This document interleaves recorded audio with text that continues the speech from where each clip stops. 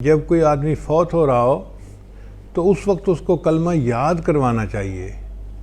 اچھا، یہاں بھی نکتہ سمجھ لیں کہ بعض لوگ بہت غلطی کرتے ہیں۔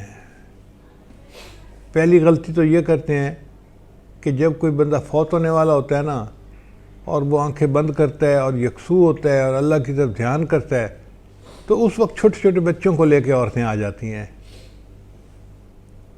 یہ دیکھیں نا، یہ عبداللہ آیا ہے، پہچانے کون ہے؟ ابو پہچانے ذرا کون ہے؟ ابو دیکھیں کون ہے؟ وہ خدا کی بندی، ساری زندگی تو اس نے پہچانا، اب تو جانے کا وقت ہے، اب اس کو یکسوئی کے ساتھ جانے دو، تنگ نہ کرو۔ کبھی بیٹی سامنے آئے گی، کبھی بیوی سامنے آئے گی، کبھی ماں سامنے آئے گی، بیٹا ذرا دیکھو میری طرف، بتاؤ میں کون ہوں؟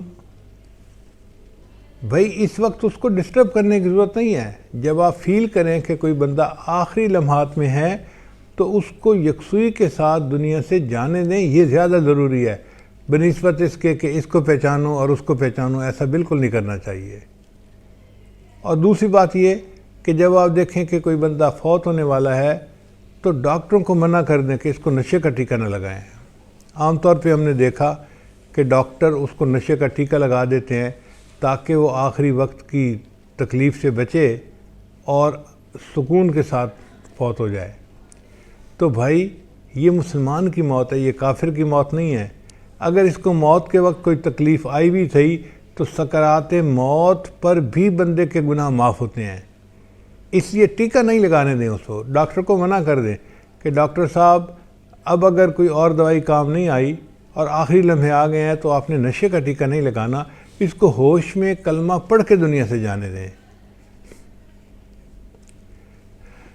اور تیسرا یہ کہ جو اوپر لوگ ہوتے ہیں وہ اس مریض کو یہ نہ کہیں کہ جی کلمہ پڑھو، ابو جی کلمہ پڑھو، امی جی کلمہ پڑھو، بھائی کلمہ پڑھو۔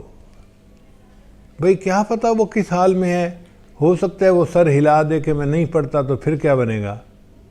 تو شریعت کہتی ہے کہ اس کا طریقہ یہ ہے کہ تم خود اس کے سامنے کلمہ پڑھو، جب کلمے کی آواز اس کے کان میں جائے گی خود بخود یاد دہانی ہو جائے گی اس کو کلمے کی، اور وہ بھی کلمہ پڑھ لے گا۔ اس کو تلقین کہتے ہیں۔